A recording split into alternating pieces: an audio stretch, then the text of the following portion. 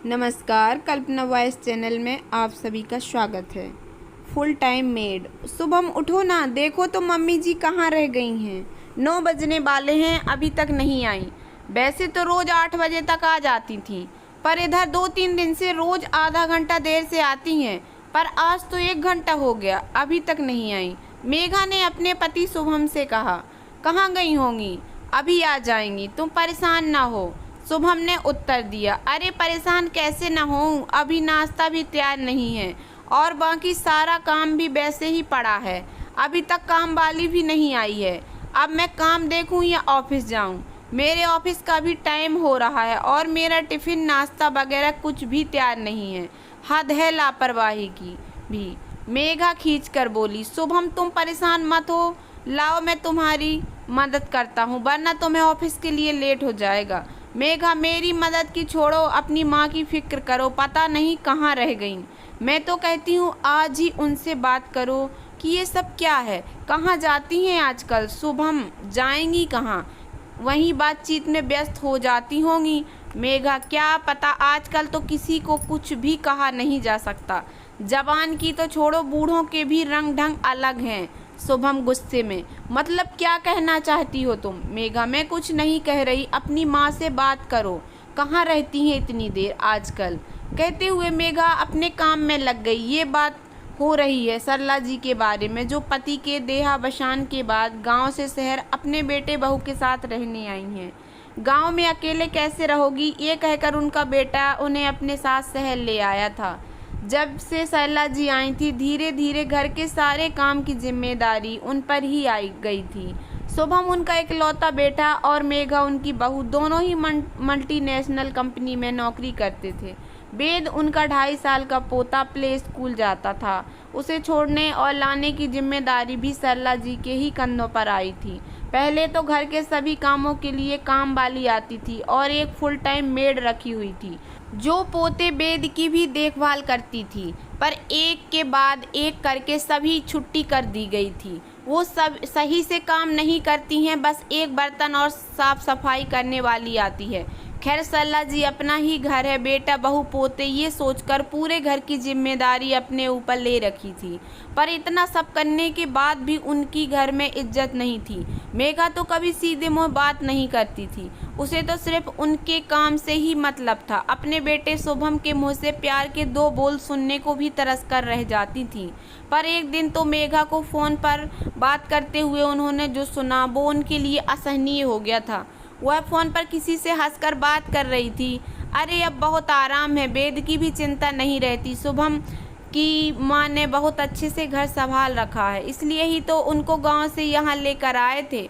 उनको पैसा भेजना और यहाँ काम वालियों के पैसा देना दोनों बच रहे हैं और काम भी अच्छा हो रहा है। और वेद की देखभाल भी, वो भी बिल्कुल मुफ्त फ्री में फुल टाइम मेड मिल गई है। वरना इन मेड के नखरे तो उफ, तंग आ गई थी मैं।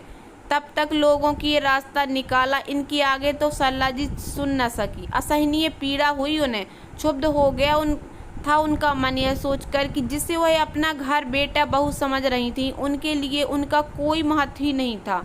उनकी स्थिति घर में सिर्फ एक फुल टाइम मेड की थी। बहू को क्या दोष दें, उनका खुद का बेटा भी उनका सम्मान नहीं करता था। कितने प्यार और उत्साह से वो इस घर को संभाल रही थीं। पर मेघा की बात सुनकर वे अत्यंत दुखी हो गई थीं। वे चुपचाप बिना मेघा को आभास कराए कि वो उनकी बात सुन चुकी हैं, अपने काम में लग गई थी। सरला जी के पति नरेश जी एक किसान थे, दूसरे की ज़मीन पर खेती का काम करते थे। उसी के मेहनताने से उनका घर चलता था। खुद की कोई ज़मीन जायदाद भी नहीं थी, 1-2 कमरे का छोटा सा अपना मकान ही था। शुभम उनकी इकलौती संतान शादी के 11 सालों बाद काफ़ी मन्नतों के बाद हुआ था। वे दोनों शुभम की परवरिश में कोई कमी नहीं चाहते थे, अपना पेट काट कर भी उसकी सारी इच्छा पूरी करते थे। वे दोनों चाहते थे कि उनका बेटा पढ़ लिख जाए और बहुत बड़ा आदमी बन जाए, और शुभम भी उनकी उम्मीदों पर खरा उतरा था। गांव के स्कूल में हमेशा पढ़ाई में अव्वल आता था। स्कूल की पढ़ाई के बाद शहर आ गया, कॉलेज में दाखिला लिया। पढ़ाई में अव्वल रहने के कारण स्कॉलरशिप मिलती थी। कॉलेज के बाद इंजीनियरिंग की और एक मल्टीनेशनल कंपनी में बतौर इंजीनियर सेलेक्ट हो गया। शुभम ने फ़ोन पर उन्हें बताया था नौकरी के बारे में, जिसे सुनकर वे दोनों बहुत खुश थे। सरला जी ने उससे कहा, बेटा अब तो कुछ दिन के लिए घर आ जा, कितने दिन हो गए हैं तुझे देखे हुए। शुभम, क्या माँ, अभी तो नौकरी मिली है, अभी से छुट्टी ना मिलेगी, 6 महीने बाद देखता हूँ, छुट्टी मिलते ही आऊँगा। करीब 8 महीने बाद शुभम आया 2 दिन के लिए माँ बाबूजी के लिए खुशखबरी लेकर कि वो एक लड़की को पसंद करता है और अगले महीने दोनों शादी कर रहे हैं। शादी की बात सुनकर दोनों पति पत्नी अवाक रह गए थे। उन्हें अपने इकलौते बेटे की शादी को लेकर उन दोनों के सारे अरमान धरे के धरे रह गए, लेकिन शुभम की खुशी के लिए वह दोनों मान गए। ना मानने का प्रश्न ही नहीं था, क्योंकि शुभम ने अपना फैसला सुना दिया था। अरे बेटा, इतनी जल्दी शादी का इंतजाम कैसे होगा? सरला जी ने शुभम से पूछा। माँ, तुम्हें इंतजाम की लेकर परेशान होने की कोई ज़रूरत नहीं। शादी शहर में होगी, वहाँ मेघा के पिता की शादी का सारा इंतजाम कर रहे हैं। अगले महीने आप दोनों को वहाँ आशीर्वाद देने चलना है। खैर, अगले महीने शहर जाकर विवाह संपन्न कराकर दोनों गांव लौट आए थे। उनके बाद शहर जाना ना हुआ। दोनों पति पत्नी अकेले ही रहते थे। शुभम हर माह कुछ पैसे भेज देता था, पर दोनों कभी भी गांव नहीं आते थे, बस फ़ोन से ही बात कभी कभी। खैर, दोनों इस उम्र में एक दूसरे के साथ के सहारे के बिना जीवन गुजार रहे थे। पर पति की मृत्यु उपरांत शुभम गांव का मकान बेचकर उन्हें अपने साथ शहर ले आया था कि अब वो शहर में उनके साथ रहेंगी। साथ ही आज ही सरला जी अपने पोते वेद को छोड़ने के लिए स्कूल गई थी। तब से 1 घंटा हो गया, अभी तक नहीं आई थी। इसी कारण से मेघा खींच रही थी, क्योंकि अभी तक कोई भी काम घर का नहीं हुआ था। तभी सरला जी ने घर में प्रवेश किया। अरे माँ, कहाँ रह गई थी आप? हम दोनों कितने परेशान थे। शुभम ने कहा। हाँ बेटा, परेशान तो हो ही गए होगे तुम लोग, क्योंकि अभी तक घर का कोई काम जो नहीं हुआ। सरला जी ने कहा। अरे माँ, यह कैसी बात कर रही हैं आप? मुझे तो इस बात की चिंता हो रही थी कि इस अनजान शहर में इतनी देर कहाँ लगा दिया आपने, कहीं रास्ता तो नहीं भूल गई? शुभम ने कहा। मुझे खुशी हुई ये सुनकर बेटा कि तुझे अपनी बूढ़ी माँ की इतनी चिंता है।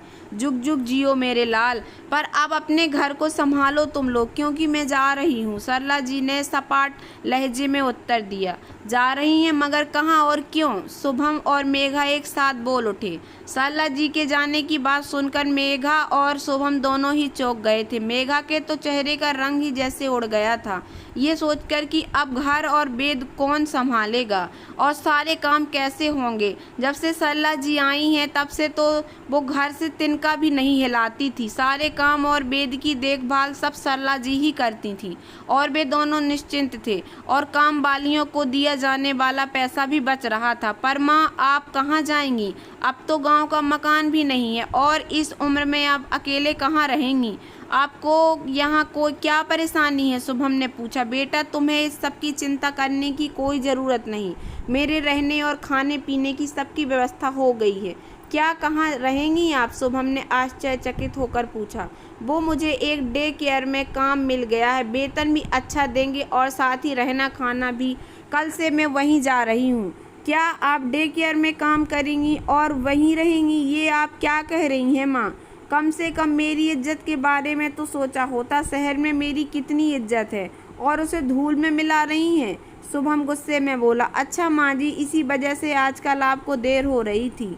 आपको अगर यहाँ कोई परेशानी है तो हमें बताइए, पर आप यहीं रहिए, क्योंकि इस तरह के काम करके हमारी बदनामी कराना चाहती हैं आप। मेघा भी शुभम के सुर में सुर मिलाते हुए बोली। मेघा की बात सुनकर सरला जी मुस्कुराई और बोली, बहू, काम तो काम होता है, और फिर वहाँ काम करके मैं सम्मान के साथ रह सकूँगी। और फिर फुल टाइम मेड से तो मुझे ये काम ज़्यादा अच्छा लगा। जितने घंटे की नौकरी उतने ही घंटे काम करना होगा। सरला जी की बात सुनकर मेघा के चेहरे का रंग उड़ गया था।